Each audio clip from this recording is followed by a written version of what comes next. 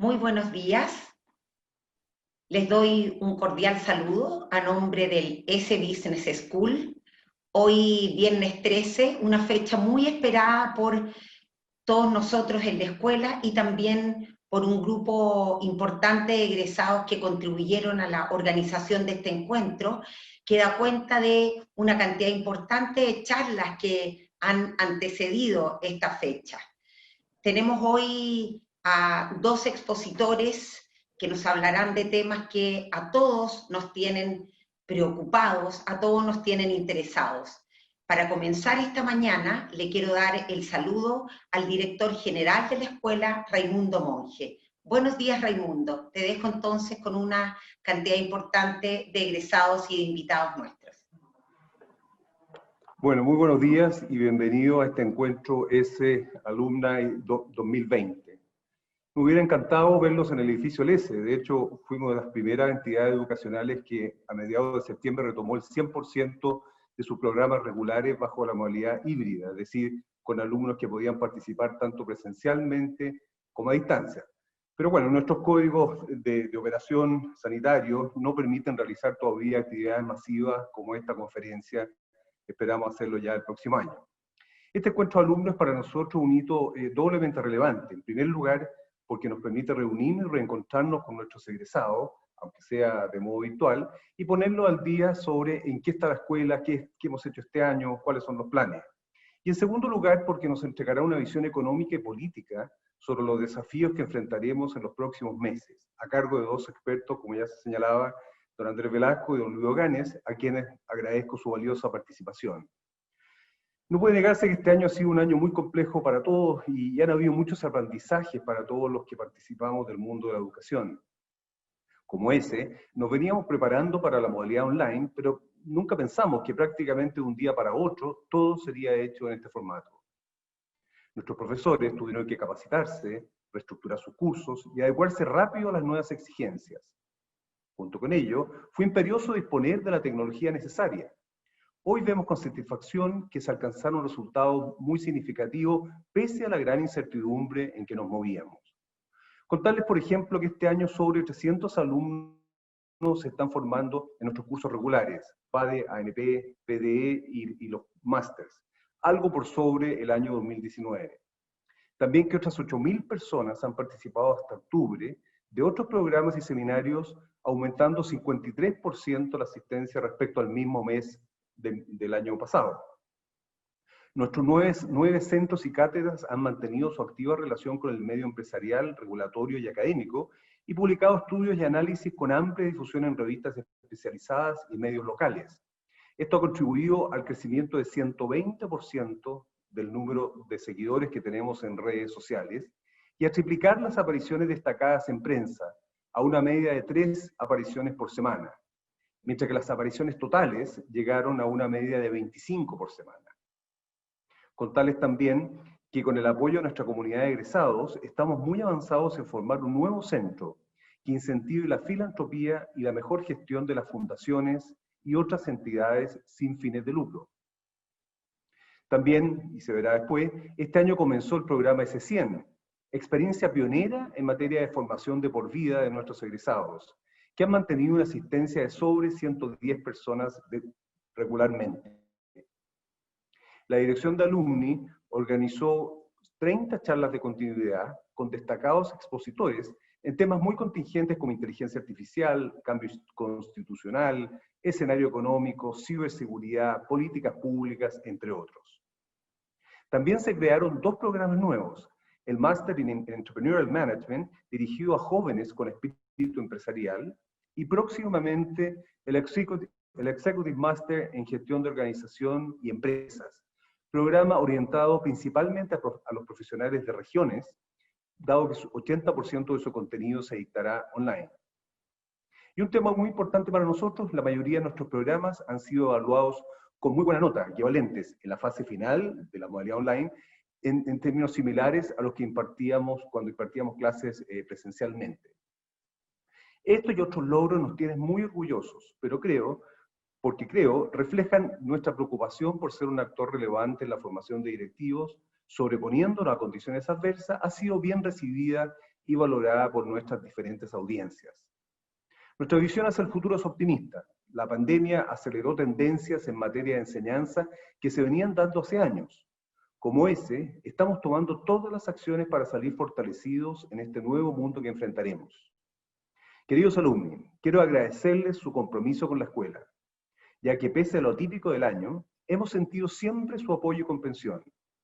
Estoy convencido de que entre las principales fortalezas del ESE destaca nuestra amplia red de egresados.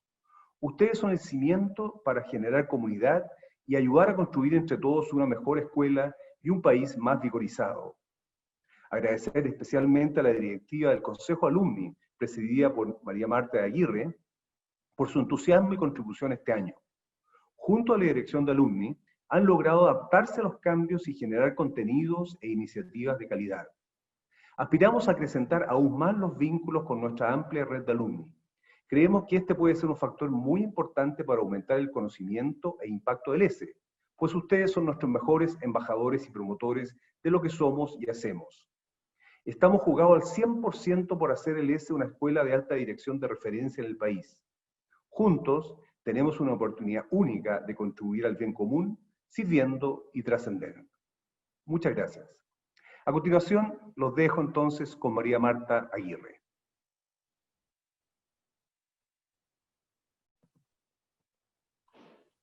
Muchas gracias, Raimundo.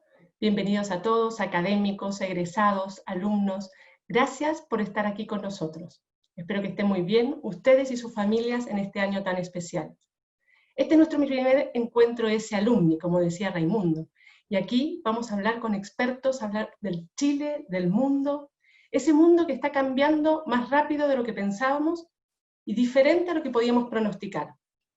Nosotros podemos ser partícipes o observadores de este nuevo mundo, pero si elegimos ser partícipes, tenemos que escuchar nuevas ideas, saber leer el entorno, poder compartir y enriquecer cada uno de nuestros conocimientos. Raimundo mencionaba el nuevo S100 que partió este año, que dio información y formación académica como la que necesitamos hoy día más rápido que nunca. Pero adicionalmente nos permitió compartir con esos alumnos extraordinarios y personas que me enriquecieron mucho en pensamientos y reflexiones cada uno de estos días que participamos juntos. Este año adicionalmente hicimos una encuesta que nos permitió conocer qué preferían cada uno de los alumnos y en lo que ustedes estuvieron participando.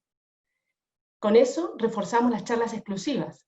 También partió nuestro primer ciclo de charlas con sentido social, y eso nos permitió ver el compromiso que cada uno de ustedes tienen con la comunidad y tienen también con el desarrollo social del país. Ser alumno activo nos permite vivir esa experiencia ESE de la que todos nos acordamos, esa experiencia que nos queda en nuestra mente y que nos permite continuar con personas maravillosas hacia adelante. Nos permite también acceder a programas de forma preferencial, que hoy día son más necesarios que nunca.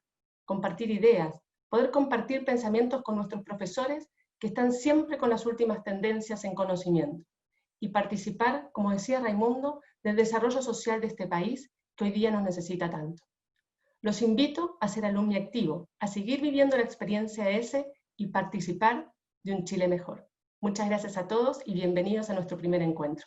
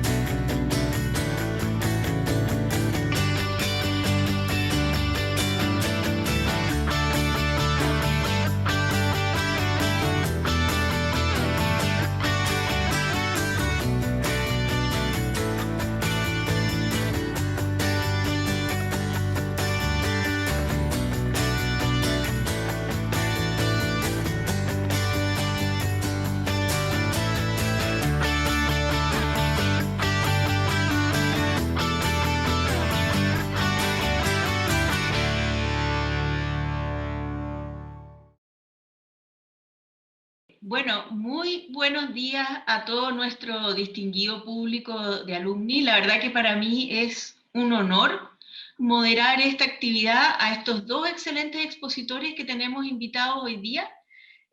Bueno, los voy a presentar, aunque probablemente todos los conocen. Nos acompaña hoy día Luis Oganes. Él es Head of Emerging Markets en JP Morgan. Y él tiene su doctorado de Economía en NYU y nos comentó también que el director de su tesis de doctorado fue nuestro segundo invitado, que sí que requiere menos presentación porque por supuesto todos lo conocemos, Andrés Velasco, que actualmente es decano de la Escuela de Políticas Públicas del London School of Economics. Bueno, fue exministro de Hacienda en Chile y es doctorado en Economía en Yale.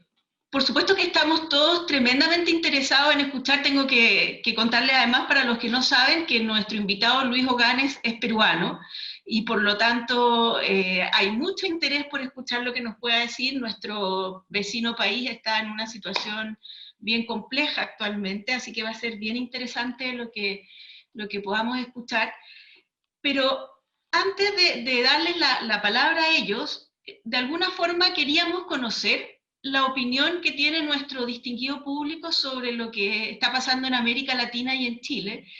Entonces, los quería invitar a responder una pequeña encuesta, y para eso les voy a pedir que, ya sea en sus mismos computadores o en su teléfono, entren a la página menti.com y digiten el código 2970496.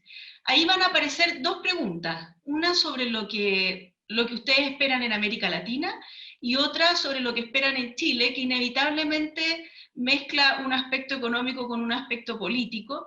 Entonces les vamos a pedir que en cada una de esas dos preguntas, que tienen tres opciones cada una, marquen su alternativa. Cuando entren, les va a aparecer la pregunta de América Latina, tienen que elegir la opción y ahí poner Submit.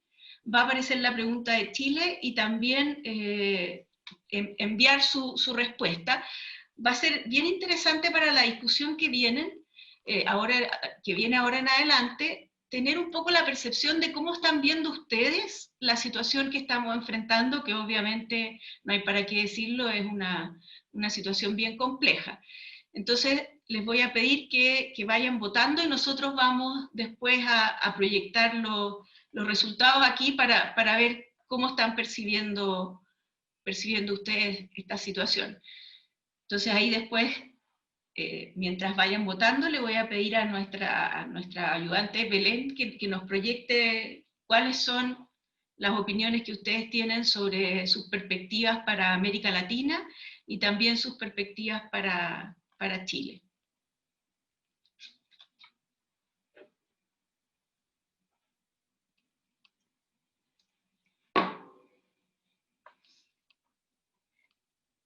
Debería ser bastante rápido marcar aquí y los resultados se ven. Cecilia, están pidiendo que proyectes nuevamente el código. Perfecto. Ahí está el código, 2970496.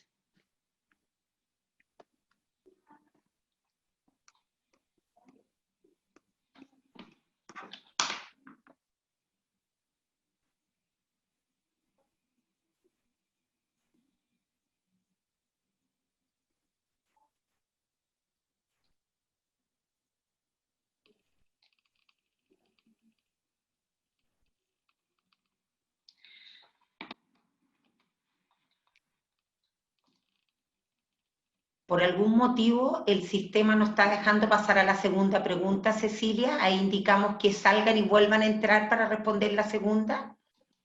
No se carga la segunda slide, nos avisan. No se carga la segunda slide. No hay problema, yo la voy a pasar sin mostrar todavía los resultados.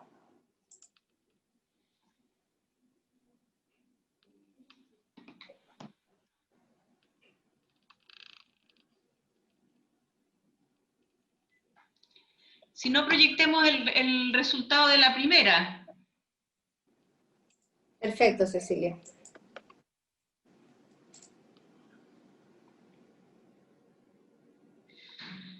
Bueno, ahí está, es bien interesante lo que salió. La verdad que las perspectivas para América Latina, al menos, que tiene la mayoría de las personas, tiende a ser más bien negativa.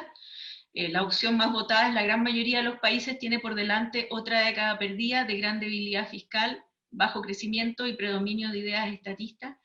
Y la que tiene la menor votación en los países de la Alianza del Pacífico superarán la gravedad de la situación y volverán a crecer, manteniendo el esquema de economía de mercado. Aquí entonces me parece que vamos a dar la partida a Luis. Él nos va a dar su perspectiva sobre el mundo y América Latina, y por supuesto también que algo sobre su propio país va a ser muy interesante escuchar también. Luis, te damos la palabra entonces y tienes 20 minutos.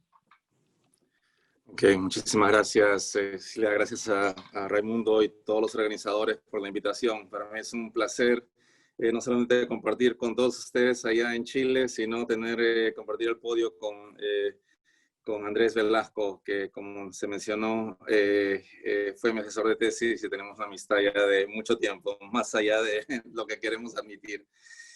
Para comentarles qué es lo que estamos viendo en estos momentos en el mundo, yo creo que para entender América Latina es importante ver qué es lo que pasa en el planeta, porque muchas de las tendencias no son claramente aisladas.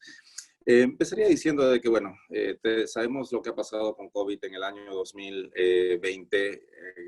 Fue algo que vino de la nada y afectó a la región en un momento en que América Latina ya venía desacelerándose. Lo que vimos en el segundo trimestre globalmente fue una caída sincronizada de crecimiento de 2 dígitos, básicamente a todas partes del planeta, y lo que hemos visto en el tercer trimestre es un rebote también sincronizado, países desarrollados y países emergentes, incluyendo América Latina. A partir del cuarto trimestre, que es donde estamos viendo un poco más de diferenciación, si se quiere, en la velocidad de recuperación. Y yo creo de que eso va a ser la tendencia o la divergencia, digamos, de tendencias en el año 2021 va a empezar a ser bastante más marcado, no solamente entre países desarrollados y emergentes, sino dentro de los países emergentes, algunas regiones les va a ir mejor que otras, y dentro de cada región, algunos países les va a ir mejor que otros. Entonces, va a ser muy difícil caracterizar qué está pasando en el mundo, o qué está pasando en países emergentes, o qué está pasando en América Latina en una sola frase, con un solo número, dada esta divergencia de tendencias. América Latina, lamentablemente, como ya dije, venía en un proceso de desaceleración antes de la pandemia, y la verdad que muchas de las cosas que nos está pasando, no podemos echarle la culpa a COVID, muchas de las cosas que están pasando ya venían como tendencia los años previos. Hay muchos factores, cuando se acabó este superciclo de commodities, cuando China misma empezó a desacelerarse hace 5 años, ese es uno de los factores. Segundo, el hecho de que de alguna manera el boom de commodities enmascaró la falta de reformas, o el hecho de que muchos países empezaron a ver crecimiento sin hacer mucho esfuerzo de promover más productividad o más reformas estructurales para hacerse más competitivos. Y lo cierto es de que esta desaceleración fue particularmente marcada en América Latina. El año pasado la región solamente creció un 0.6% antes de que llegue COVID. Entonces, COVID de alguna manera acentuó o puso al descubierto el hecho de que tenemos muchísimos problemas y muchísimas falencias en la región, que obviamente ojalá de que los siguientes años y los siguientes gobiernos puedan tratar de abordar, y vamos a comentar un poco de eso en los siguientes minutos. Lo que, para un poco situarnos entonces en qué podemos esperar, hay que ver cuál fue la respuesta de política económica en el año 2020 y qué es lo que podemos esperar en el 2021. Lo que vimos tanto en países desarrollados como en países emergentes fue una respuesta de política monetaria y política fiscal muy agresivas, realmente sin precedentes. Por el lado monetario, bueno, pues todos los bancos centrales alrededor del mundo, tanto desarrollados como emergentes, cortaron tasas de interés hasta donde pudieron. En algunos casos las llegaron básicamente a cero. En Europa, Japón, obviamente ya estaban en negativos, lo volvieron más negativos. Y más allá de eso, para poder seguir apoyando la creación de crédito, impedir que se interrumpan los mecanismos de pago, los bancos centrales fueron más allá de cortar tasas y empezaron un un programa de compra de activos bastante agresivos, mucho más agresivos de los vistos hace 10 años durante la crisis financiera internacional, en los cuales bancos centrales, curiosamente, no solamente compraban bonos del gobierno para ayudar al gobierno a poder colocar o financiar sus déficits, sino también empezaron a comprar bonos corporativos o bonos municipales, con lo cual empezaron a darle muchísimo más apoyo al sector no solamente público, sino privado. Y lo que es interesante es de que eso también se dio en países emergentes, en muchos países emergentes en que bancos centrales embarcaron en este tipo de apoyo a sus economías. Otra vez, algo sin precedentes, con básicamente lo contrario a la típica respuesta en el pasado. En el pasado, cuando había un shock externo en el típico país emergente que generaba depreciación de la moneda, la respuesta tradicional era Banco Central, subir tasas de interés, evitar que la moneda se aprecie mucho, evitar que haya lo que se llama pass-through de devaluación e inflación, y obviamente eso tenía costos de crecimiento severos. Lo que se ha visto esta vez es exactamente lo contrario. Bancos centrales respondieron a un shock externo que depreció las monedas con recortes de tasas, lo cual de alguna manera permitieron que las monedas sean como el factor de absorción del shock externo, y permitieron de que las economías tengan cierto respiro. Obviamente, dado la caída de la demanda tan estrepitosa, no se ha visto el típico pass-through de devaluación e inflación, lo cual permitió de que los bancos centrales mantengan las tasas de interés tan bajas. Eso es algo que debemos esperar que se mantenga en el 2021 en general en todos los países. Muy pocos países estamos pronosticando que se van a ver forzados a subir tasas de interés. En América Latina es posible que a final de año veamos algo en Brasil, mucho va a depender de qué pasa por el lado fiscal, pero yo diría que todavía podemos ver inclusive más recortes de tasas, por ejemplo en México, y bueno, en el caso de Chile, de Perú, ya están a niveles históricos bajos y yo creo que se van a mantener ahí en todo el año 2021. Eso va a ser importante porque por lo menos va a ser de que la inflación no sea un problema y el costo de financiamiento sea muy bajos, con lo cual vamos a ver seguramente esta necesidad de buscar retornos y el capital, los flujos de capital seguramente van a venir a economías emergentes, incluyendo América Latina, a pesar de todos nuestros problemas, solamente por una búsqueda de un mayor retorno. Eso es un factor muy importante y que por lo menos da cierta confianza de que, digamos, en el medio de todos nuestros problemas, por lo menos la parte de financiamiento va a ser para la gran mayoría de países todavía abundantes, y si se hacen las cosas medianamente bien, inclusive podríamos ver una aceleración de esas entradas de capitales. Eso por el lado, digamos, monetario. Por el lado fiscal es donde la cosa está un poco más incierta. Este año 2020, todos los gobiernos decidieron compensar la caída de gasto privado, tanto consumo como inversión, con más gasto público. Y es algo que curiosamente el mercado un poco que le dio la bienvenida, porque se vio la necesidad de contrarrestar el impacto económico de COVID de una manera más agresiva. Y como resultado, obviamente, los déficits fiscales se duplicaron, triplicaron en muchos países. Parte del financiamiento vino del mercado, parte del financiamiento vino de los propios bancos centrales, como mencioné anteriormente, comprando activos de gobierno o activos del sector privado. Entonces, estamos en una situación en la cual los déficits fiscales están en niveles históricos altos, los niveles de endeudamiento han subido en todas partes, y la pregunta es si es que eso se puede mantener como tendencia. Y la respuesta es que es casi improbable que vamos a poder mantener el nivel de inyección fiscal del 2020 en el 2021, y lo más probable es que alrededor del mundo veamos de que la política fiscal, después de haber servido para contribuir positivamente al crecimiento global, el año 2021 va a contribuir negativamente. Ahora, aquí también va a haber muchísima divergencia de tendencias, y un poco la fortaleza relativa de un país versus otro va a marcar una diferencia en lo que va a poder mantenerse o no en el año 2021. El mercado, curiosamente, y para vincular un poco estos comentarios a lo que acaba de ocurrir en Estados Unidos y la elección del vicepresidente Biden como el nuevo presidente, es que el mercado en algún momento, bueno, han habido todo tipo de cambios de alguna manera de psicología y de narrativa en el mercado. En su momento se pensaba o se veía como lo mejor para el mercado, entre comillas, una reelección del presidente Trump. De pronto, cuando se vio la caída de sus opciones y la posibilidad de que salga Biden, el mercado cambió de narrativa y de pronto empezamos a ver la posibilidad de lo que se llamaba un blue wave, en que los demócratas podían controlar tanto a ambas cámaras del del Congreso americano, y eso se vio como que habría la posibilidad de una inyección fiscal, un incremento de gasto en el año 2021 muy fuerte, y de pronto el mercado se empezó a entusiasmar con esa posibilidad, porque se sabe de que, bueno, COVID obviamente todavía no ha terminado, y que se requiere, para evitar lo que mencionaba anteriormente, que política fiscal se vuelva como un contribuyente positivo a un contribuyente negativo al crecimiento del próximo año, se veía como algo bueno, entre comillas, para el crecimiento de Estados Unidos y para el mercado en general, de que haya este tipo de inyección fiscal. Este no ha sido el resultado. Hasta ahora tenemos, bueno, obviamente un par de puestos en el Senado pendientes para ser revotados el próximo año, pero el tema es de que este Blue Wave no se ha dado, con lo cual el mercado le ha tocado un poco reducir sus estimaciones de cuánta inyección fiscal puede haber en Estados Unidos el próximo año. A lo mejor va a ser la mitad de lo que se esperaba en el Blue Wave, en el escenario Blue Wave, y así estamos. Pero lo menciono porque eso es, muchas veces nos hacen la pregunta, o sea, ¿por qué el mercado cambió rápidamente de narrativa respecto al resultado electoral en Estados Unidos?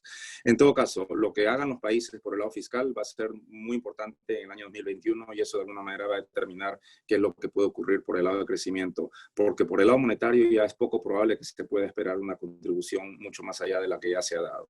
Para centrarnos un poquito en América Latina, una de las cosas de que va a ser muy característico de la región es de que si bien vamos a ver recuperación, y así como les mencioné, este año la caída, el año pasado el crecimiento fue 0.6% solamente, este año la caída es 7.2%, el próximo año esperamos una recuperación de 3.6%. América Latina va a ser la región de que menos va a recuperar lamentablemente su crecimiento el próximo año respecto a la magnitud de la caída de este año. Es decir, esta narrativa de que la recuperación va a ser todavía incompleta en el año 2021 es particularmente aguda en el caso de América Latina. Es la región, si comparamos con IMEA, que es Europa del Este, Medio Oriente y África, o comparamos con Asia emergente, es la región que lamentablemente menos va a recuperar. Le va a tocar en muchos de los países, vamos a remontar a los niveles de producción del año 2019, a lo mejor en el 2022 o en el 2023, lo cual obviamente tiene implicancias para creación de empleo, tiene implicancias para el ingreso de familias o de empresas, y va a ser pues de que la tarea hacia adelante de tratar de recuperar esa vía, la fortaleza de crecimiento es uno de los desafíos más grandes para los siguientes años. Para centrar un poquito más en los países de nuestra región, obviamente digamos, los países más grandes que han sido México y Brasil, la dinámica de respuesta a COVID ha sido casi que la opuesta, muy agresiva en Brasil, por el lado fiscal, casi inexistente en el caso de México, y los dos, obviamente, la situación de crecimiento todavía se ve bastante incierta, y yo creo de que de alguna manera el año 2021 van a tener que todavía hacer muchísimos ajustes o tratar de lograr un mecanismo de poder retornar al crecimiento en el caso de México y a la senda de ajuste fiscal otra vez en Brasil. En el caso de Chile y de Perú, bueno, tenemos la coincidencia de que tenemos un ciclo electoral el próximo año magnificado. En el caso de Chile, obviamente con el proceso de reforma constitucional, que seguramente Andrés comentará, que obviamente genera todo tipo de incertidumbre y abre todo tipo de escenarios. Y en el caso de Perú, que me lo preguntaron, o sea, ¿qué está pasando en mi país? Obviamente muy lamentable los eventos políticos, y no solamente lo que pasó la semana pasada, el hecho de tener, digamos, con relativa facilidad, entre comillas, una situación de que presidentes pueden ser vacados o un congreso puede ser cerrado, es la incertidumbre que genera ese tipo de situaciones, es algo de que digamos, no tiene, por lo menos en el Perú, pensamos de que esa situación se había superado hace mucho tiempo, de que había un poco más de alguna manera de madurez política, de no empujar ese tipo de escenarios extremos. Y acá no estoy haciendo una evaluación jurídica de que lo que es factible o no factible debajo de la Constitución. Creo que todo está sujeto a interpretación acá. El tema es de que el presidente es malo y el hecho de que los peruanos sientan de que si no les gusta un presidente o no les gusta un congreso, se los pueden vacar o se puede cerrar, no es bueno, ¿no? Y ojalá de que volvamos, claramente se requiere una reforma política que pueda de alguna manera aclarar bajo qué circunstancias se pueden aplicar o no algunos de los artículos constitucionales para que esta situación no se genere nuevamente, ¿no? Hemos tenido episodios en el Perú a comienzos de los años 2000 en el cual el crecimiento del PIB era más alto que la popularidad de un presidente y eso no generó una salida del presidente y al final el país no se interrumpió el orden constitucional, no se generó una situación de incertidumbre y el país pudo seguir creciendo. Eso, lamentablemente, ese tipo de dinámica se ha interrumpido en los últimos años y ojalá que esto no sea el precedente de lo que viene hacia el futuro, porque yo creo de que Perú por muchos años ha tenido una situación de fortaleza económica buena, debilidad institucional y política bastante acentuada y las dos tendencias han coexistido. Yo creo que después de COVID, ahora que nos hemos casi que consumido buena parte de los ahorros y los colchones fiscales, la dinámica hacia el futuro va a ser de que la política va a tener muchísimo más influencia sobre la economía y sobre las perspectivas y confianza del mercado, con lo cual no podemos apostar a de que hacia el futuro lo que sucede en la política no importa, no miramos y seguimos comprando, invirtiendo, gastando. Yo creo que eso hacia el futuro se abre una interrogante muy grande para Perú y obviamente lo que sucede en las elecciones del próximo año va a determinar mucho qué podemos esperar en los años siguientes. Déjenme terminar acá y seguramente habrá mucho más que discutir sobre estos temas. Muchas gracias. Muchas gracias, Luis. Muy interesante lo que planteaste sobre el escenario que viene, las dificultades, sobre todo fiscales, que vamos a tener por delante. Y bueno, antes de darle la pasada a Andrés, y también como un insumo a lo mejor para su charla, les voy a pedir, porque ya varios lograron votar en la segunda pregunta que era sobre Chile, pero faltan bastantes, entonces voy a volver a proyectar el código para que... Ah, no, este no era el código, perdón. ¿Por qué me mostró? Ah, acá está. No, acá la tengo. Uy, no lo encuentro ahora en mis... Ah, aquí estaba. Este es el código, algunos ya han podido votar. Y el resto, si ponen este código nuevamente, les va a aparecer la pregunta sobre Chile, entonces ahí mostramos los resultados de los que faltan, porque algunos, como les digo, ya habían podido hacerlo.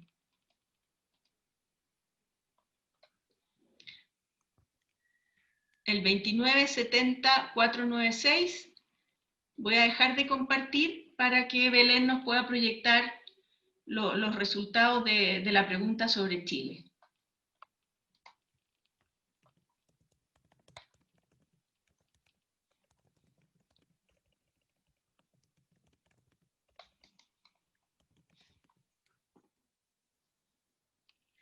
Belén, ¿ya tenemos votos suficientes? Sí, perfecto, ahora los proyecto.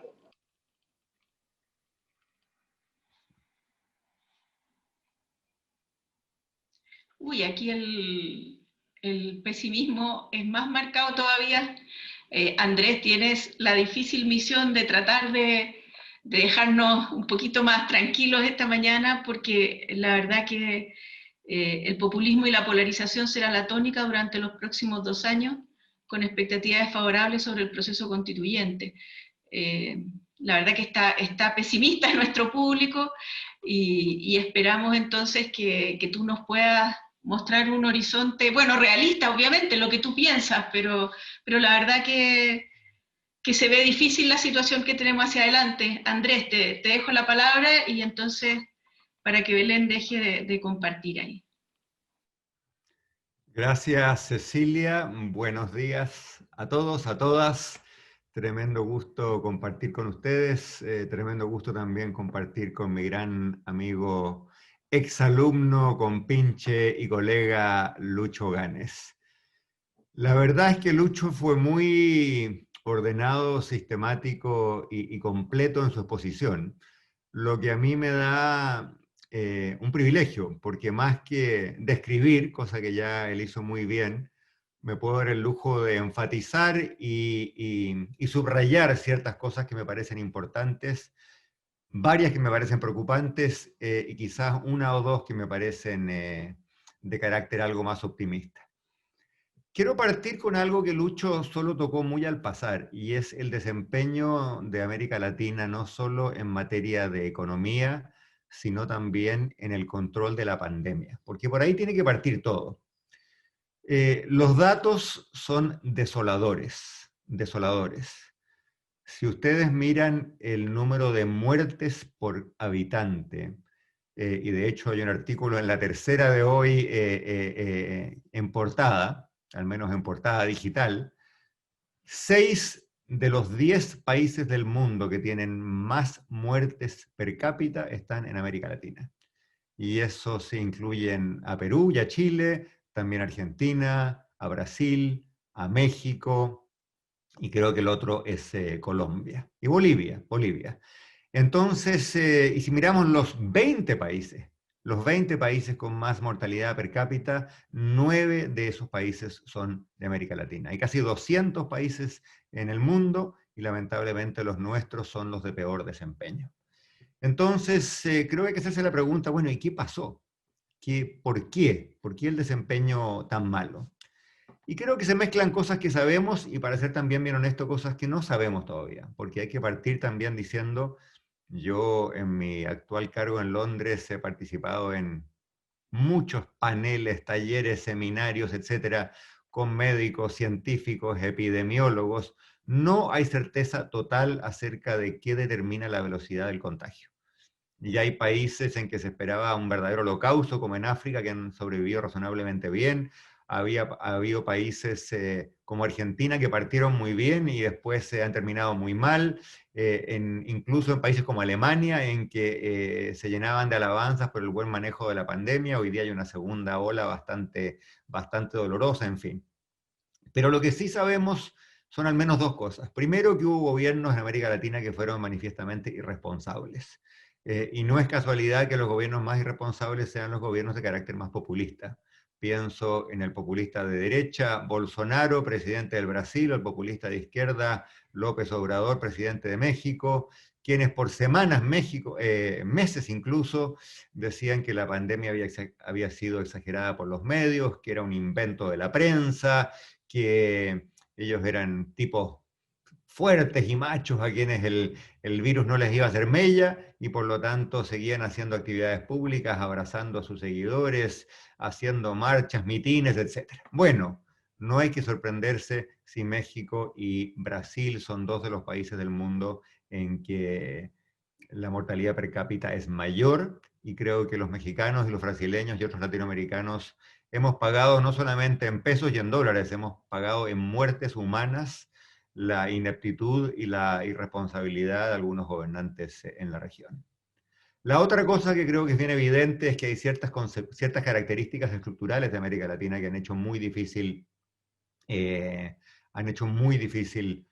sobrellevar y controlar la pandemia. Y pienso en dos en particular. Una de ellas es la débil infraestructura hospitalaria y médica, eso no es ninguna novedad, pero incluso en países que tienen un desempeño sobre el promedio en materia de salud, como Chile o como Argentina respecto del resto de la región, la historia ha sido bastante triste. Y el otro dato lo menciono porque puede ser un llamado de atención y algo respecto de lo cual debamos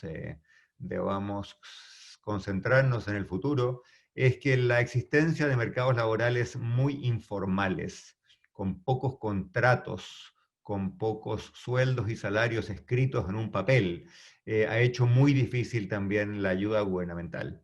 Porque si en Chile aproximadamente el 28% de los trabajadores son por cuenta propia, esa cifra en el Perú se acerca al 50% y en México, según algunas estimaciones, al 60%. Entonces, primero se hace más difícil llegar a los hogares con ayuda, porque para llegar a un hogar hay que tenerlo catastrado, hay que saber cuáles eran sus ingresos anteriores, si tiene cuenta corriente, cómo le hago llegar dinero, etc. Y segundo, porque muchos de los programas de apoyo al empleo son difíciles de aplicar. Por ejemplo, aquí en Gran Bretaña, el Estado sigue pagando hasta el día de hoy 75% del sueldo de millones de empleados. Pero para que un gobierno pueda hacer eso, tiene que haber un sueldo, tiene que haber un contrato, tiene que haber una relación formal de trabajo. Cuando no la hay, el gobierno se queda sin instrumentos. Y eso es exactamente lo que ha pasado en muchos países de la región, y por lo tanto vemos un golpe muy grande al empleo, y vemos también un golpe muy grande a la salud, y ambas cosas van de la mano, porque en un país en que el gobierno le dice a la gente quédese en su casa porque yo le pago el sueldo, bueno, la gente se queda en su casa, pero un país en el cual es muy difícil que el gobierno o alguna entidad le dé ayuda a las familias, y esas familias tienen pocos ahorros, no tienen un ingreso formal, bueno, no les va a quedar otra que salir a trabajar, salir a vender caramelos en la calle, etcétera, etcétera. Y es lo que hemos visto en un país como el Perú, en México, en Brasil. Las cuarentenas fueron ignoradas. En Chile también el cumplimiento no fue especialmente bueno, y por lo tanto el contagio se mantiene y en algunos casos se acelera. Raya para la suma, el manejo de la pandemia y la realidad de la pandemia es especialmente dura en América Latina, y esto importa primero porque hay gente, mucha gente que ha perdido su vida o que ha sufrido o que tiene parientes, amigos, seres queridos que lo han pasado muy mal, pero además porque esta realidad creo que va a ser más lenta la recuperación. La segunda cosa que quiero resaltar es que yo soy algo más pesimista que mi amigo Lucho en materia de flujos de capitales. Lo que hemos observado en América Latina es que hubo una salida muy grande de capitales, un pánico financiero en el mes de marzo, la primera quincena de abril, y después eso se estabilizó. Pero cuando decimos se estabilizó, decimos la plata dejó de salir de América Latina. Y algún dinero público empezó a entrar porque el gobierno de Chile, el gobierno de Perú, el gobierno de Colombia emitieron bonos afuera, se endeudaron, y por lo tanto hubo ingresos de dineros, de dólares, digámoslo así, a las arcas públicas. Pero los fondos privados que salieron no han vuelto. Ayer en la reunión anual del Banco Central Europeo, una presentación al respecto, y mostraba con mucha claridad que ese dinero no volvió. Y por lo tanto, yo tengo mis dudas acerca de si va a haber entradas fuertes netas de capital a América Latina. Otra manera de ver lo mismo es que cuando el gobierno tiene un déficit y el sector privado, si sigue gastando y si sigue invirtiendo, también debería tener un déficit, bueno, el país en su conjunto debería tener un déficit, lo que los economistas llamamos una brecha en la cuenta corriente. Si uno mira las cuentas corrientes de América Latina, eran deficitarias antes de la pandemia, y con la pandemia esas brechas se han achicado y varios países de la región van a terminar con cuentas corrientes balanceadas o aproximadamente con pequeños superávits. Lo que nos dice que al final el gasto cayó, que la política pública, que la expansión fiscal no alcanzó a contrapesar esa caída en el consumo y la inversión privada, y que el financiamiento externo tampoco fue suficiente para permitirle a los hogares y a las empresas que siguieran gastando, ya sea en consumo o en inversión. Es decir, si bien es cierto que la buena noticia es que no hemos tenido un pánico financiero, en muchas crisis anteriores, pienso en la crisis asiática, para qué decir la crisis rusa, o la década de los 80 con la década perdida y la crisis de la deuda, cada vez que había una suba de tasas de interés, que había un shock en Estados Unidos, en Europa, en América Latina se desencadenaba un pánico, hiperdevaluaciones, temor a la inflación, salidas masivas de capital.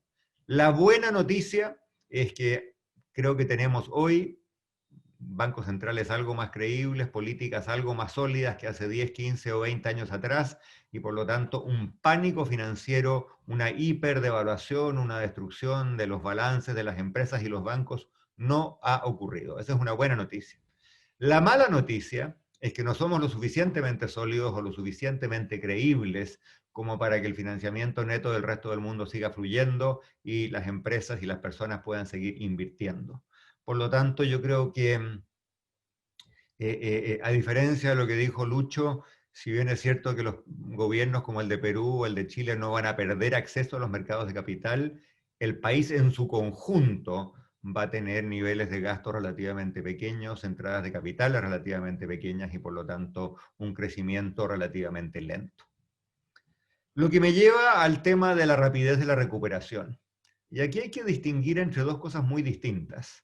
Porque claro, cuando una economía, como es el caso del Perú, cayó, tú me corregirás, Lucho, pero en torno al 30% en un trimestre, caídas realmente estrepitosas, de las más grandes que tenemos en los registros.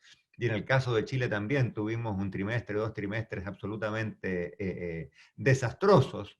Bueno, al cabo de caídas tan grandes en la actividad, va a haber meses y va a haber trimestres en los cuales la cifra, el titular de la prensa sea +5, +6, +7. Y habrá gente que diga, ah, muy bien, nos estamos recuperando, salimos de la crisis, en fin. Pero evidentemente si uno cayó 20 y sube 5, no ha salido de la crisis. Por lo tanto, la pregunta que tenemos que hacer es, ¿en qué medida o en cuánto tiempo vamos a ser capaces de retomar y recuperar plenamente los niveles de ingresos que teníamos antes de la crisis? Digamos en diciembre del año 2019. En el caso de Chile, por el estallido social y los costos económicos y políticos que eso conllevó, la actividad y el consumo y la inversión ya estaban algo deprimidas. Pero si tomamos ese momento como base y nos preguntamos cuándo lo vamos a recuperar, yo estoy disponible para decir que no va a haber ningún país en América Latina, ningún país en América Latina, ciertamente no Perú, no Chile, no Argentina, que vayan a haber retomado ese nivel de actividad en diciembre del año 2019, del año 21. Es decir, vamos a haber pasado 2 años al menos con niveles de actividad bastante bajos, no solamente relativo a lo que pudimos haber crecido, sino que relativos al escenario plano de mantener el ingreso que teníamos a fines del año 2019. Exactamente qué tan lenta va a ser esta recuperación creo que depende de al menos 2 cosas que no controlamos. La primera es qué tan rápido llegue la vacuna. Y ojo que en los últimos días tuvimos buenas noticias, pero esas noticias son parciales. Primero porque que los test muestren buenos resultados no significa que la vacuna necesariamente esté pronto disponible comercialmente. Pero lo segundo es que una cosa es tener la vacuna y otra cosa es poder vacunar.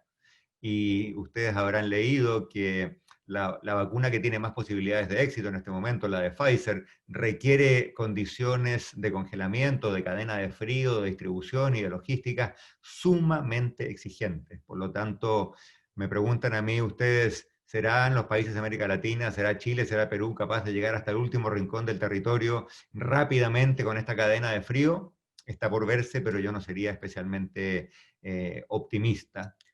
Quizá en las grandes ciudades, en las clases medias, probablemente sí, pero en muchos rincones del país va a ser mucho más difícil, incluso en el buen escenario de que la vacuna esté disponible.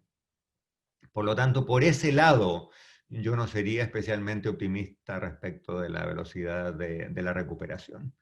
El otro asunto clave es entender que esta no es solamente una crisis de carácter cíclico. Cuando el remesón comenzó en marzo de este año, lo que todos esperábamos o queríamos esperar, digamos, es que el gobierno nos decía, por favor, empresas, ustedes cierren, empleados, trabajadores, quédense en su casa, esperemos que el chaparrón pase, transcurrirán 3 meses, 4 meses, 5 meses, mantenemos todo congelado, los bancos centrales, como decía Lucho, le pusieron mucho crédito a esto para que las empresas más o menos pudiesen mantenerse al día en sus pagos de sueldos, en sus pagos de arriendo, en sus pagos con sus proveedores, con sus acreedores, y en un escenario positivo, al cabo de 4 meses, 5 meses, 6 meses, volvíamos a trabajar, el virus había pasado, descongelábamos lo que había estado congelado, claro, las empresas tenían un poco más de deuda, pero volvíamos básicamente al punto de partida. Lo que ha ocurrido es que la crisis no fue tan corta, primero que nada, ya llevamos 8 o 9 meses y nos quedan varios meses todavía de actividad muy restringida. Pero segundo, la crisis va a tener un impacto duradero en los patrones de consumo y en los patrones de trabajo. Sospecho que no vamos a volver todos a trabajar a la oficina todos los días. Va a haber actividades que fácilmente se pueden producir a distancia. Estamos hablando aquí en el contexto de una universidad, creo que va a ser fascinante, me imagino que Raimundo lo ha pensado mucho, yo ciertamente lo he pensado mucho, cómo vamos a hacer, qué mezcla vamos a hacer de clases a distancia por Zoom o clases cara a cara. Va a haber toda una revolución en el sector de la educación, pero también la va a haber en el sector del transporte, en la hotelería, en el turismo, en los restaurantes, en los espectáculos, etc. Y por supuesto que habrá sectores que crecerán y habrá sectores que se contraerán. Habrá sectores que creen empleo, pero también va a haber muchos sectores que destruyan empleo. Y una de las cosas que sabemos de las recesiones pasadas es que los que se destruyen muy rápido. La empresa que se vuelve inviable baja su cortina, cierra sus puertas y despide gente con mucha velocidad. Y los que se crean, bueno, se crean empresas nuevas que tienen que crearse o en sectores nuevos que tienen que desarrollarse. Por lo tanto, la creación de empleos ocurre, pero es mucho más lenta que la destrucción de empleos. Y eso significa que también vamos a tener una mochila, un freno a la recuperación. Por lo tanto, mi diagnóstico es que incluso en los países con relativamente buenas políticas macro, pienso en el Perú, veremos si sobrevive ese buen desempeño macro bajo el nuevo gobierno, o en Chile, y ya voy a hablar un poco más de Chile, de la política en Chile, o en Colombia, o en Uruguay, incluso en esos países con un desempeño macro más o menos razonable, creo que la recuperación va a ser lenta. Y va a ser más lenta aún, por supuesto, en países como Argentina, en que ya había una semicrisis, y va a ser más lenta aún en países como México, en que el gobierno, por razones incomprensibles, ha optado por no usar el instrumental fiscal para ayudar a la recuperación de la economía. Otro punto que quiero tocar, Luis también lo tocó al pasar, pero quiero ahondar un poco en ello, es el tema fiscal y de la deuda. Tenemos en América Latina dos realidades o tres realidades muy distintas. Hay países con mucha deuda, donde la situación de las finanzas públicas está hoy día en entredicho, pienso especialmente en Brasil.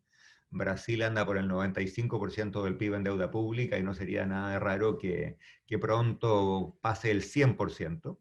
Inglaterra también está en el 100%, Estados Unidos está en el 100%, pero claro, una cosa es ser Estados Unidos y tener 100%, otra cosa muy distinta es ser Brasil con ese nivel de deuda, con tasas de interés que son más volátiles, con un crecimiento lento, en fin. Después hay países intermedios como Colombia y como México que probablemente algún espacio tienen para una mayor deuda pública, pero donde ya las señales de alarma empiezan a aparecer. Y finalmente tenemos países como Perú y como Chile, que partieron con tasas con cocientes de deuda PIB más o menos bajo. Chile y Perú han sido prácticamente idénticos en esta dimensión. Partimos con deuda pública como 28, 26% del PIB, y vamos a salir de este episodio con deuda pública probablemente en torno al 40% del PIB, que es mucho más de lo que tenían. Cuando yo dejé de ser ministro en Chile, la deuda pública bruta era 3% del PIB y la deuda neta era negativa, es decir, Chile era un acreedor neto. Pero 40% del PIB en las circunstancias actuales todavía es manejable, todavía es bajo, en la medida, y esto es muy importante, en la medida que la tasa de crecimiento de esa deuda se contenga. Y la pregunta de los 1.000 millones entonces va a ser, ¿qué hacemos en el Perú, en Chile, también en alguna medida en Colombia, para que del 40 no pasemos al 50 y al 60 y al 70? Porque no hay que olvidarse que la crisis de la deuda de Argentina de hace un par de años atrás ocurrió con deuda pública en torno a 40% del PIB. De hecho, muchos de los defaults históricamente en América Latina no han ocurrido con la deuda en 100% del producto, han ocurrido con la deuda en torno al 40 y al 50, y por lo tanto es importante estabilizar la deuda.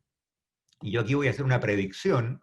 Va a haber muchos candidatos del mundo más conservador, de los partidos de derecha, que van a decir que si llegamos al poder vamos a estabilizar la deuda recortando gasto. No les crean, porque eso por diversas razones, partiendo por la política, no va a ocurrir.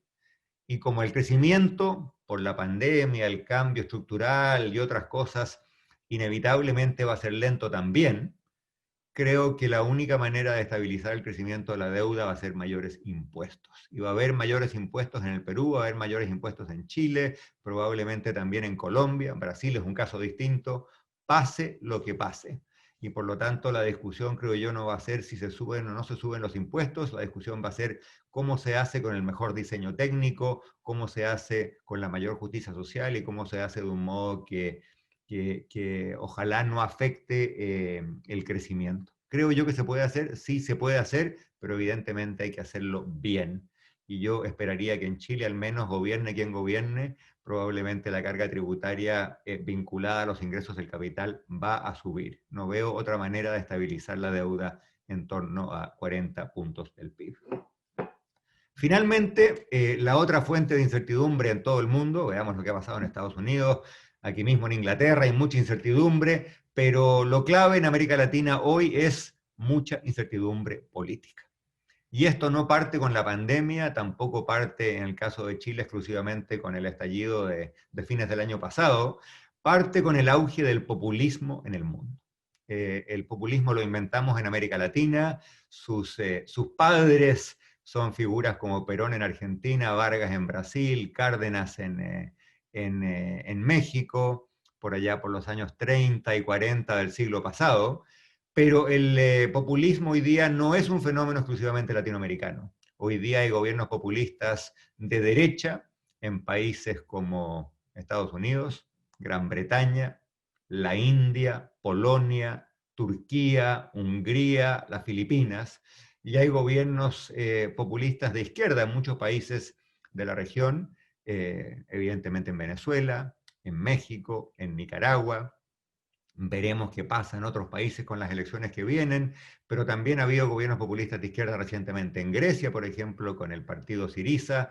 Hay un partido populista de izquierda hoy día en el poder en España, aunque Podemos es evidentemente el socio minoritario de una coalición con el Partido Socialista, etcétera, etcétera, etcétera. Y este populismo está muy vinculado al desprestigio de las instituciones políticas y en general de todas las instituciones. Y aquí lo que pasa es que hay un ciclo, creo yo, tóxico y muy vicioso.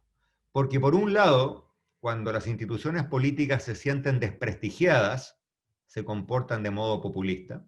Miremos lo que está pasando en el Congreso de Chile por estos días con el llamado segundo retiro del 10%, que no es un 10% para mucha gente, es mucho más de sus fondos previsionales. Pero bueno, cuando hay políticas populistas, los países andan mal, crecen poco, y por lo tanto crece la frustración, crece el desencanto con la clase política, y por lo tanto crece el populismo.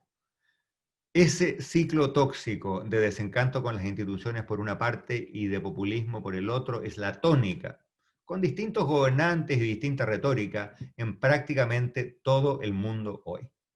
Se salvan algunos países, pero son contados con los dedos de la mano. Se salva Alemania, se salva Francia, se salva Canadá, y no son muchos más en la región, prácticamente, en la región de América Latina, prácticamente ninguno.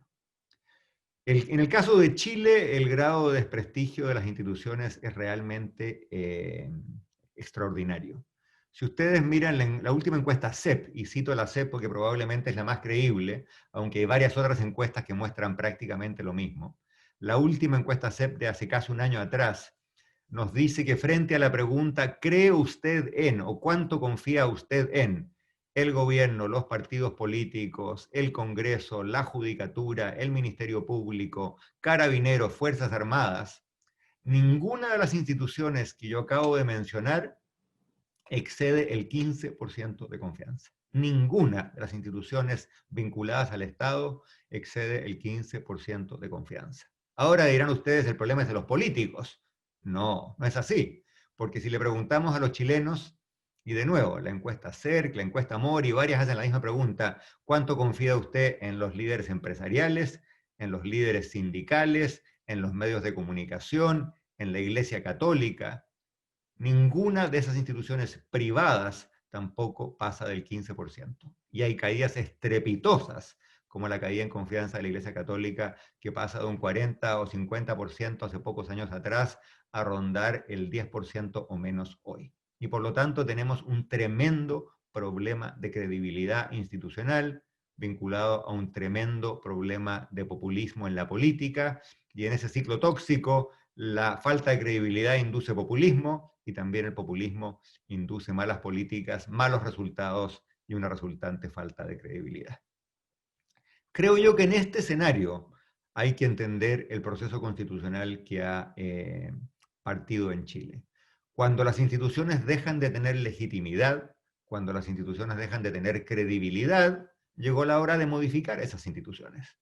Y yo soy de los que piensan que los 20 o 30 años posteriores, o digamos 25 años posteriores a la transición a la democracia en Chile, fueron muy exitosos. Creo que se logró mucho, se avanzó mucho, bajo un conjunto de instituciones. Y esas instituciones creo que cumplieron un buen cometido en ese entorno. Pero las instituciones adecuadas para un momento histórico no necesariamente son las instituciones adecuadas para otro momento histórico. Y por lo tanto creo que un proceso de reforma constitucional, de cambios importantes en nuestro sistema político, es el camino hoy más correcto, más adecuado para ponerle coto a ese ciclo tóxico de falta de credibilidad y populismo. Ustedes me dirán, es un camino riesgoso. Sí lo es, evidentemente que lo es, en el sentido de que cuando uno parte de cero, las cosas se pueden hacer bien o las cosas se pueden hacer mal. Pero lo que yo añadiría es que el camino alternativo de la no reforma, el camino alternativo de quedarse aferrado a una realidad que está hoy día cada día más inestable y cada día se vuelve más controvertido, ese camino alternativo es aún más riesgoso. Es decir, sencillamente aferrarse al status quo y negarse a una reforma, creo que induce más riesgos, más inestabilidad, más incertidumbre y abre más interrogantes respecto del futuro. Ahora, las reformas constitucionales en algunos países del mundo o la hechura, la escritura de una nueva constitución se ha hecho muy bien y hay casos muy exitosos, y también en algunos episodios históricos se ha hecho muy mal. Y por lo tanto el desafío que tenemos los chilenos y las chilenas por delante es hacerlo bien. Y termino con una reflexión. Lo medular de una constitución es la estructura política y electoral que surge de ahí. Una constitución, más que un catálogo de deseos, es un conjunto de reglas para la interacción de la política. Cómo se relaciona el poder ejecutivo con el poder legislativo, con el poder judicial, cómo se relaciona Santiago con las regiones y cómo se eligen las autoridades. Dicho de otro modo, hay 3 decisiones claves que tenemos que tomar: el régimen político, parlamentario o presidencial, el sistema electoral, mayoritario o proporcional, y el sistema administrativo al interior del país, más unitario, más federal, más centralizado y más descentralizado. Y esas 3 dimensiones conversan entre sí, porque el sistema parlamentario, por ejemplo, puede funcionar muy bien bajo un sistema electoral, pero puede funcionar muy mal bajo otro sistema electoral. Los dejo con una idea. En América Latina tenemos democracias de larga data, pero extraordinariamente inestables. Eso es cierto del Perú, es cierto de Chile, con el golpe de Estado y la sangrienta dictadura que tuvimos por muchos años, y para qué decir, es cierto de Argentina o de Bolivia o de Venezuela o de otros países de la región. Las democracias de América Latina tienen una característica común. Combinan un sistema presidencial, como el de Estados Unidos, con un régimen electoral proporcional, como el de Europa continental. Esa manera de organizar la política, ese estilo de hacer la constitución, con presidencialismo en el régimen político y proporcionalidad en el sistema electoral, no existe en ninguna otra parte del mundo. Y a mi entender, funciona muy mal. Dicho de otro modo, parte de la inestabilidad histórica, de la debilidad histórica de las democracias en América Latina, y Chile y Perú en esto no son la excepción, tiene que ver con una combinación errada de cómo estructuramos la política y cómo estructuramos las elecciones. Por lo tanto, en el proceso de hacer una nueva constitución, a mí me parece que si vamos a mantener el régimen presidencial, hay que modificar lo electoral y transitar hacia un sistema más mayoritario, idealmente que tenga algún componente de uninominalidad, como existe, por ejemplo, en el Reino Unido. Por el contrario, si vamos a permanecer con un sistema electoral semiproporcional como el que tenemos actual, el presidencialismo a secas no es deseable y no es viable, y por lo tanto sería deseable explorar posibilidades de tránsito hacia un sistema más parlamentario. Dicho de otro modo, no hay régimen perfecto, no hay alternativa limpia y pura, pero la combinación actual en Chile es total y completamente indeseable, y creo que este proceso constitucional es la gran oportunidad para hacer ese cambio, de modo que los riesgos implícitos vayan quedando en el camino y la Constitución contribuya a lo que más necesitamos hoy, que es a legitimar instituciones que están tremendamente desprestigiadas. Lo dejo hasta ahí. Gracias. Muchas gracias, Andrés, por tu presentación. Tremendamente interesante. Tenemos muchas preguntas. Yo tenía mis propias preguntas. Nuestro público también ha contribuido con sus inquietudes. Les quiero agradecer a los dos panelistas por haberse ajustado a los tiempos, de tal manera que tenemos algo de espacio para preguntar. Y voy a partir de lo general a lo particular. Y partir de un artículo que leí recientemente que escribió Luis, sobre más bien la economía mundial y este divorcio que se ha producido especialmente en los países desarrollados entre los mercados de capitales y la actividad económica. Tú hablabas correctamente de un divorcio entre esas dos dimensiones, y lo explicabas basado, bueno, básicamente en el tema de política monetaria. Y ahí también recojo una pregunta que planteaban la inquietud si se tendría que mantener, Estados Unidos tendría que mantener la expansividad de la política monetaria. Por supuesto que aquí también me interesa ver qué opina Andrés. Y el otro punto que algo tú insinuabas también en ese artículo es si habrá esta vez en esta expansividad monetaria que hemos visto en esta crisis un mayor riesgo de inflación que lo que tuvimos después de la crisis subprime. Bueno, empezando con la primera parte de la pregunta, el hecho de que tengamos parte de la respuesta a la crisis haya sido que bancos centrales alrededor del mundo hayan salido muy agresivamente a inyectar liquidez, básicamente, ¿no? Con varios mecanismos, no solamente recorte de tasas y esta compra de activos, pero varias ventanas para asegurar de que el crédito no se interrumpe, etcétera. Lo que termina haciendo es de que esta liquidez tiene que irse a algún lado.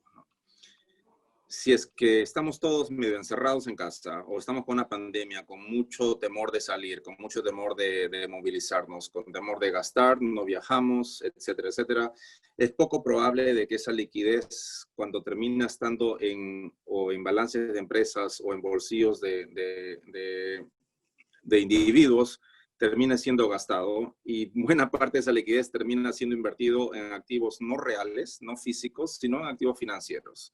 Entonces, esta suerte de divorcio que hay entre mercados y la economía real es justamente porque la liquidez termina yéndose a activos financieros y de alguna manera inflándolos. Mucha gente dice, bueno, se está creando una burbuja, pero una burbuja yo siempre la entiendo como que digamos, hay un elemento de no racionalidad en la burbuja. Y en este caso hay racionalidad, es que el dinero está ahí, la inyección de liquidez está ahí y está buscando a dónde irse y termina alimentando valuaciones de activos financieros, renta variable, renta fija, etc. Entonces, esto en general no es malo, pero hay que recordar de que hay el hecho de que tengamos los niveles de muchas bolsas en países desarrollados en particular, en niveles históricos altos, cuando todavía las economías están en recesión o todavía hay tanto desempleo, es una cosa de que eventualmente va a tener que converger. O sea, eso es una situación, se quiere, de transición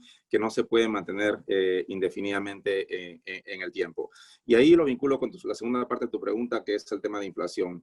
Inflación por ahora no creo que sea un problema. Otra vez, tenemos una situación de demanda destruida o muy débil, que como lo hemos comentado con Andrés, o sea, va a tomar mucho tiempo en siquiera regresar a donde estábamos a finales del 2019.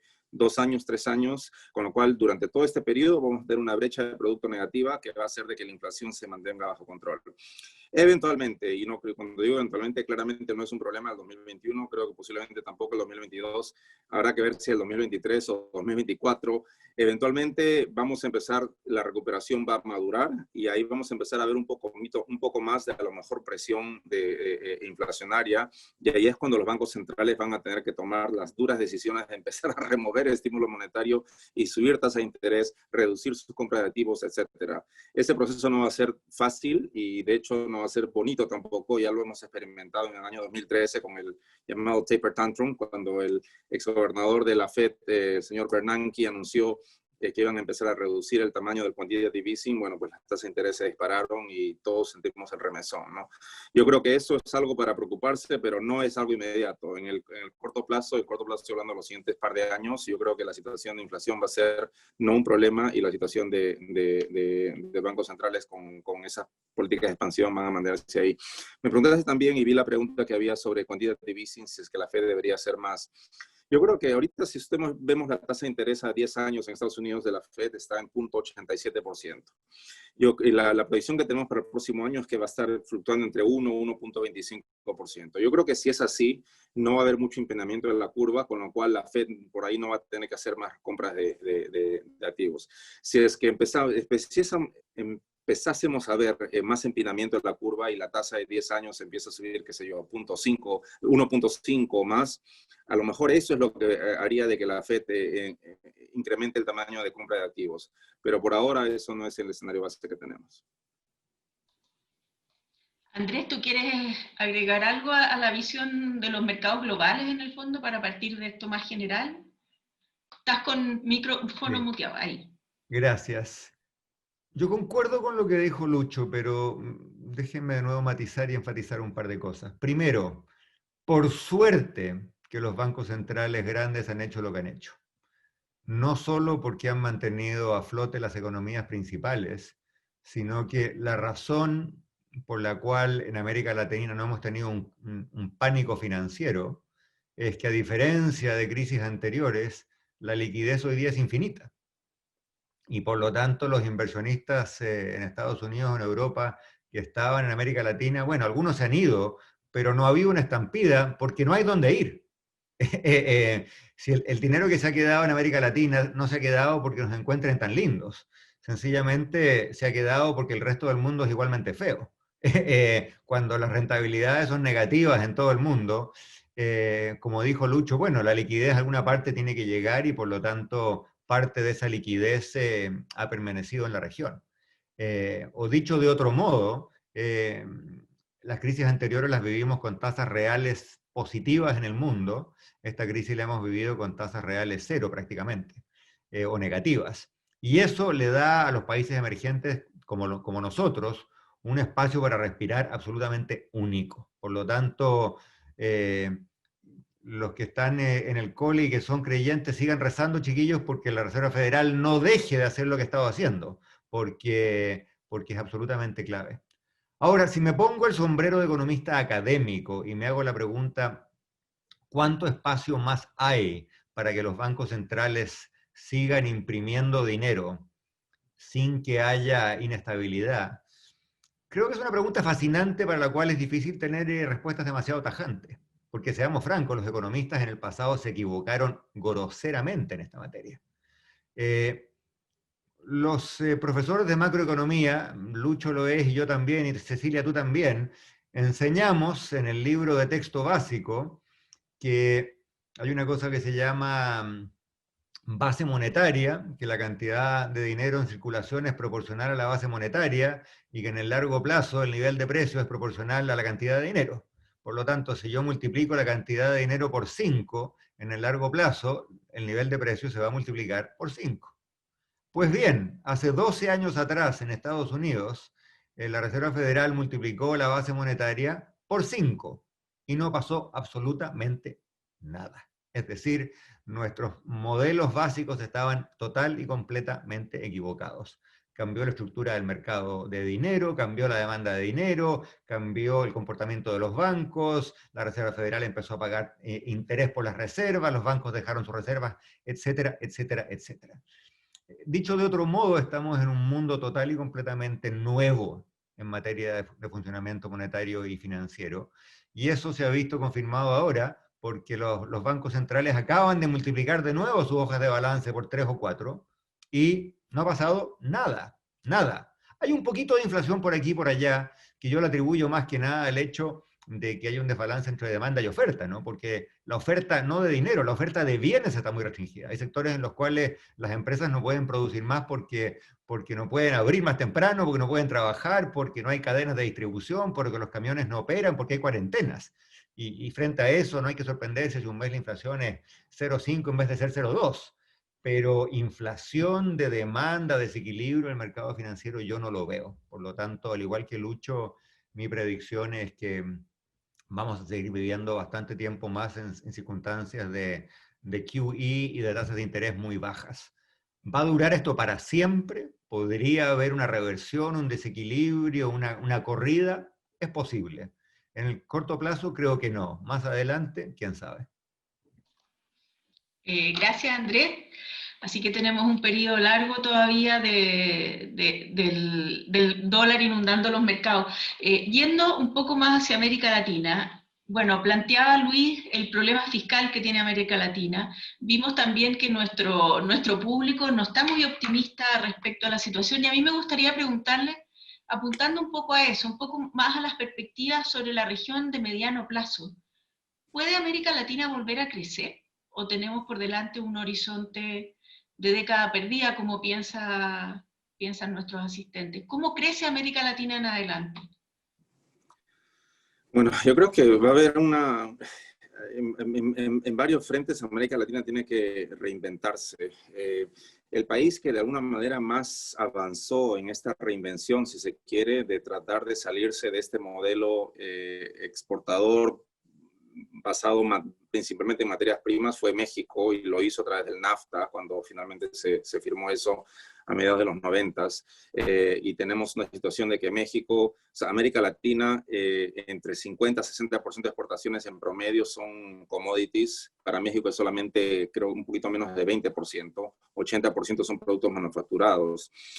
Ahora, eso no protegió, eso no impidió que México tenga un crecimiento muy bajo, y parte de eso fue la competencia que le generó China, particularmente después de entrar al Acuerdo Internacional de Comercio, al WTO.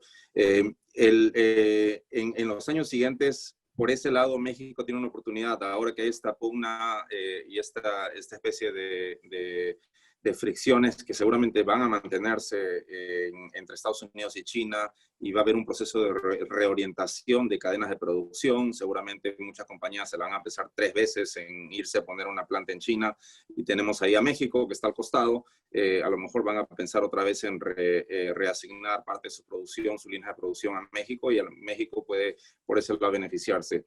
Pero para México poder traer ese realineamiento de líneas de producción, tiene que generar un ambiente un poco más propicio para inversión privada, y eso lamentablemente no ha sido la tónica. Hay muchísima desconfianza de esta administración del presidente López Obrador con el sector privado en general, y eso se manifiesta en muchos frentes, y seguramente esto va a hacer de que México no aproveche por completo de esta oportunidad.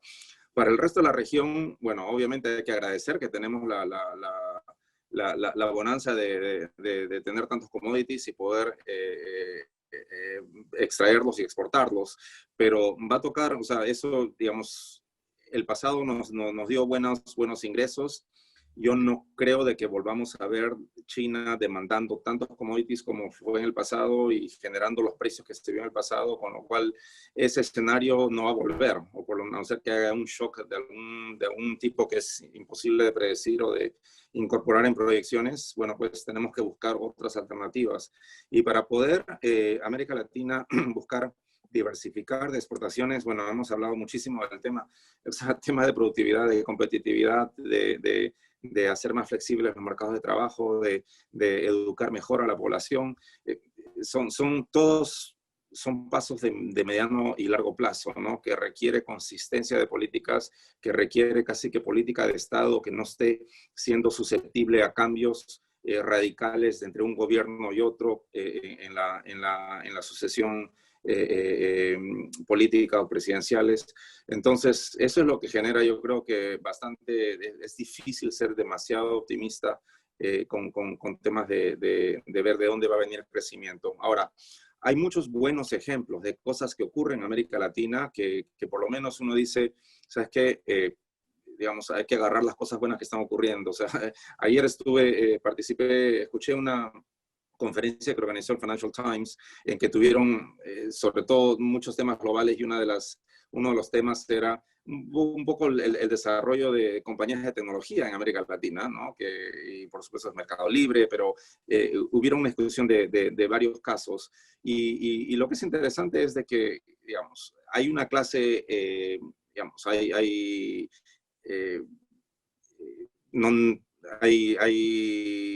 personas educadas. Bueno, estamos hablando con alumnos de una escuela de negocios. O sea, hay mucha creatividad, hay mucha imaginación, y estamos viviendo en un mundo en el cual existe capital abundante para financiar buenas ideas. Entonces, no, digamos, estamos por ahí en un zip code complicado, pero eso no nos cierra por completo las puertas a buenas ideas y a tratar de promover crecimiento y desarrollo en sectores en los cuales en el pasado no nos hemos destacado. Entonces, por ese lado, yo creo que hay mucho espacio. Pero otra vez, ese espacio yo lo veo viniendo por el lado del sector privado. El sector público es difícil pensar de que vamos a tener a gobiernos ilustrados con la capacidad y la imaginación y el poder político de empujar en una dirección que promueva crecimiento. O sea, creo de que el sector privado va a tener que buscar cómo crecer, cómo producir más, cómo expandir sus mercados a pesar del sector privado, del sector público, a pesar de los gobiernos, y lamentablemente no porque los gobiernos están haciendo algo para favorecerlos, ¿no? Entonces, eso seguramente va a dilatar las oportunidades que se presenten, pero bueno, las oportunidades hay que seguir buscándolas. Gracias, Luis. Bien interesante, porque además había una de las preguntas del público ahí que de alguna manera quería saber la opinión de ustedes de qué es lo que hace la empresa. Bueno, y tú lo dijiste en el fondo. O sea, aquí se está produciendo un cambio tecnológico, se están generando espacios de productividad bien grandes con los cambios que se están produciendo, y ahí la verdad que yo concuerdo contigo. Los que estamos en el mundo privado tenemos un rol bien importante. Me gustaría, porque nos queda muy poco, terminar con esta misma pregunta para Andrés, pero enfocada para Chile, Andrés. ¿Cómo Chile vuelve a crecer? Tú escribiste una columna hace poco con Céspedes del tema. Yo creo que Chile tiene un serio problema de crecimiento y productividad, que no comenzó ni ayer, ni con la pandemia, ni con el estallido, ni con el gobierno de Sebastián Piñera, ni de Michelle Bachelet, ni el primero ni el segundo. Tiene ya por lo menos 15 años.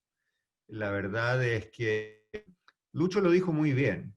Hubo muchos países de América Latina que crecieron durante el boom de commodities, pero cuando se acabó el boom de los commodities dejamos de crecer, esa es la verdad. Perú venía creciendo al 6, pasó a crecer al 3, Chile venía creciendo al 4, pasó a crecer al 2, o al 1. Y por lo tanto, yo soy de los que piensan que hacer más de lo mismo no nos va a dar resultados distintos, nos va a dar los mismos resultados o peores. Añadámosle a eso que el mundo entero va a crecer menos, y como dijo Lucho, China ya no va a crecer al 12, va a crecer al 6, y por lo tanto sus compras de espárragos peruanos o de mandarinas o arándanos chilenos van a ser menores, y por lo tanto el impulso que venga exclusivamente de las commodities se va a empezar a agotar, si es que no se agotó ya total y completamente. Por supuesto, a eso hay que añadirle la incertidumbre política y la caída en la calidad de las políticas públicas. Esto hay que decirlo con todas sus letras. Tanto en el Perú como en Chile, las políticas públicas, y esto no tiene que ver con un gobierno en particular, con un ministro en particular, han caído en su diseño, en su calidad, en la rapidez de su implementación, en la capacidad del Estado para poner en práctica lo que se legisla, etcétera, etcétera, etcétera. Y esa caída es abrupta, es estrepitosa. ¿Qué creo yo que tenemos que hacer en Chile? Bueno, muchas cosas. Ya hablé del tema político, del tema constitucional, ustedes ya saben lo que pienso al respecto. Déjenme centrarme en otro punto. Y aquí voy a ser bien economista, porque quiero que esto se entienda bien. Hay dos maneras de crecer. Perdón, hay dos maneras de ser más productivo. Para crecer hay que ser más productivo, eso no cabe ninguna duda. Hay dos maneras de ser más productivo. Una manera de ser más productivo es hacer lo mismo que uno hace, pero hacerlo cada vez mejor. Eso significa subir la productividad en los sectores existentes. El problema con ese enfoque es que en el margen es muy difícil ser más y más productivo en un mismo sector. Si ustedes miran las plantaciones de peras en Curicó, probablemente los productores de peras en Curicó son los productores de peras más increíblemente eficientes del planeta, en cómo plantan, en la distancia de los árboles, en las variedades que plantan, en el momento que podan, en cómo podan, cuándo cosechan, cómo empacan, cómo mandan las peras a Bélgica o a Holanda o a donde sea, son extraordinariamente productivos. Y por lo tanto, en el margen, como decimos los economistas, yo no esperaría que vaya a haber grandes ganancias adicionales de productividad en las peras, porque ya somos muy buenos, somos súper eficientes en el rubro peras. Y por lo tanto, si uno está en el rubro de las frutas, se desplaza hacia otras cosas, ¿no es cierto? Por eso en Chile empezamos en los arándanos y qué sé yo, que hace 10 o 15 años no existían. Pero también, más temprano que tarde, hay que salir de las frutas, porque hay un número limitado de frutas, ¿no es cierto? Y si uno se vuelve más o menos eficiente en todas, hay que diversificar la producción. Y eso me lleva a la segunda manera de crecer. La segunda manera de crecer y de volverse más productivo es tomar recursos que están en sectores donde las ganancias de productividad son limitadas y destinarlos a sectores donde las ganancias potenciales de productividad son más altas. Y eso en América Latina, con la parcial excepción de México, lo hemos hecho muy mal. Porque si yo miro la canasta exportadora de Chile hoy, es la misma que hace 10 años, la misma que hace 20 años, 30 años, 40 años o 50 años. Punto. No hemos variado en absoluto. Y por lo tanto estamos en sectores en los cuales ya somos bastante productivos, pero donde en el margen no vamos a ser mucho más productivos. Y por lo tanto esos sectores no van a tirar el carro de la productividad agregada de la economía. Tenemos que meterle a la economía nuevos sectores donde seamos productivos. Y eso requiere un esfuerzo de, primero, mental, segundo, de innovación y tercero, de colaboración en el sector público y el sector privado, que es muchísimo más ambicioso y muchísimo más grande de nada de lo que hemos hecho hasta el momento. Y digo público y privado, porque para generar nuevos sectores se necesita una alianza público-privada, porque lo privado es clave, de ahí probablemente van a venir las ideas, va a venir la inversión, van a venir los diseños, pero créanme, el sector privado no va a tener nuevos productos de exportación si el sector público no provee bienes públicos absoluta y totalmente indispensables. Les doy un ejemplo. De las primeras cosas que me tocó hacer a mí en la década de los 90, cuando yo trabajaba, era un joven asesor en el Ministerio de Hacienda, todos fuimos jóvenes alguna vez, es colaborar en los acuerdos de libre comercio con Estados Unidos, con Europa, con China, en fin. Lo primero que uno aprende ahí es que una vez firmado el acuerdo, les voy a dar un ejemplo muy concreto. En varios de estos acuerdos se permitió que Chile le vendiera carne de cordero de Magallanes y de Aysén a la Unión Europea o Estados Unidos. ¿Basta entonces con sacrificar al cordero, subirlo a un avión y mandarlo a París? No, porque tiene que haber un matadero y ese matadero tiene que cumplir las normas de certificación de la Unión Europea. ¿Y quién da esa certificación? Bueno, la da el Estado de Chile. Y por lo tanto, si no hay un Estado de Chile que tenga capacidad de certificar la calidad del producto, no hay exportación. Y si no hay un puerto bien regulado, no hay exportación. Y si no hay todo tipo de estándares fitosanitarios y agroalimentarios, no hay exportación. Y por lo tanto, y por lo demás, si no hay ciertos bienes públicos, si no hay una carretera que lleve donde están los corderos, y si no hay un puerto que esté relativamente cerca, y si no hay un aeropuerto que está relativamente cerca, no va a haber exportación de carne de cordero de la Patagonia al mercado europeo. Lo doy como ejemplo, pero hay millones de ejemplos más. Y por lo tanto, lo que en Chile necesitamos, más allá de la coyuntura política, que no es fácil, es un esfuerzo mucho más enfocado, deliberado, denodado del mundo privado y del mundo público para identificar sectores en los cuales tenemos capacidad de exportar y capacidad de producir con mayores niveles de productividad. Y termino con una idea optimista, porque hemos sido bastante pesimistas y no querría yo dejar a todo el mundo deprimido. América Latina ha hecho un esfuerzo muy grande por incorporar más gente a la educación terciaria, lo que tiene sus bemoles, pero lo hemos hecho. O sea, en Chile pasamos de tener 15% de cobertura en cada generación a tener 50 prácticamente. 50% de cada generación de jóvenes hoy día en Chile llega a la educación superior. No todos terminan, por supuesto, algunos van a la educación profesional, otros a la educación técnica, pero casi la mitad de cada generación en Chile hoy va a la educación superior.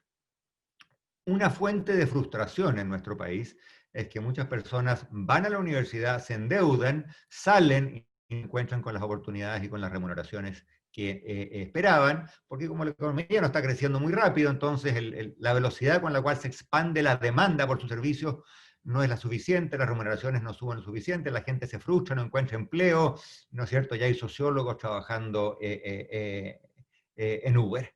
Bueno, ¿cómo se corrige eso? Se corrige buscando otros modos de aprovechar ese capital humano. Y yo creo que lo que estamos haciendo nosotros en este momento abre grandes avenidas de exportación, porque siempre nos hemos enfocado en exportar bienes, objetos.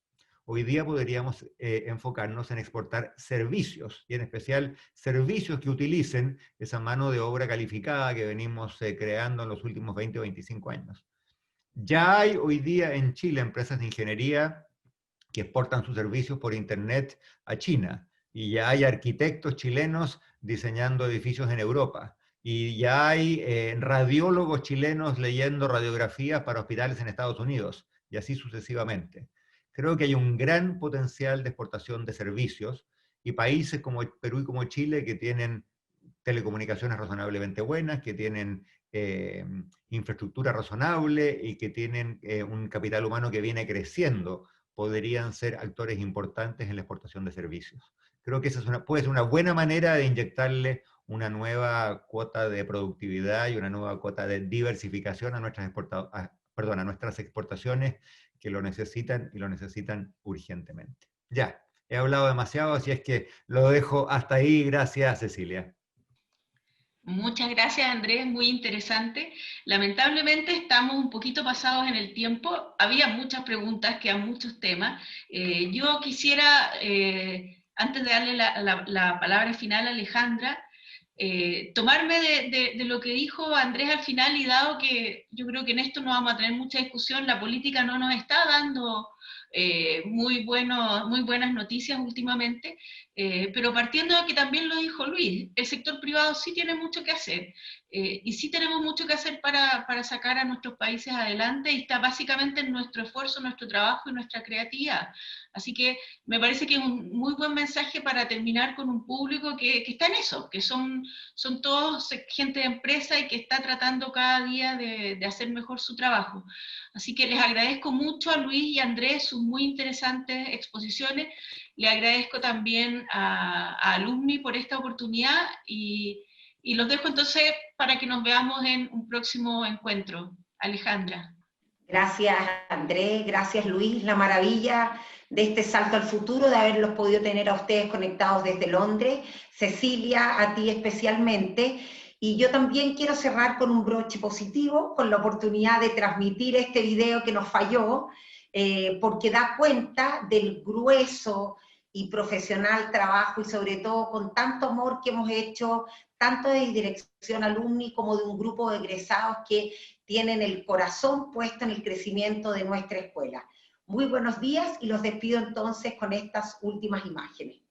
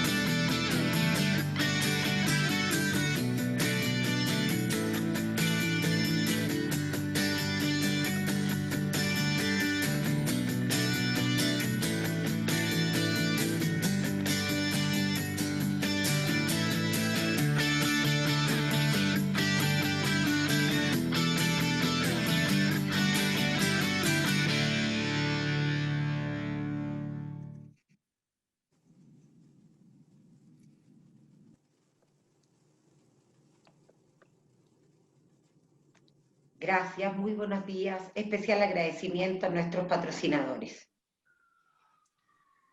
Gracias, hasta luego. Hasta luego. Adiós, Luis.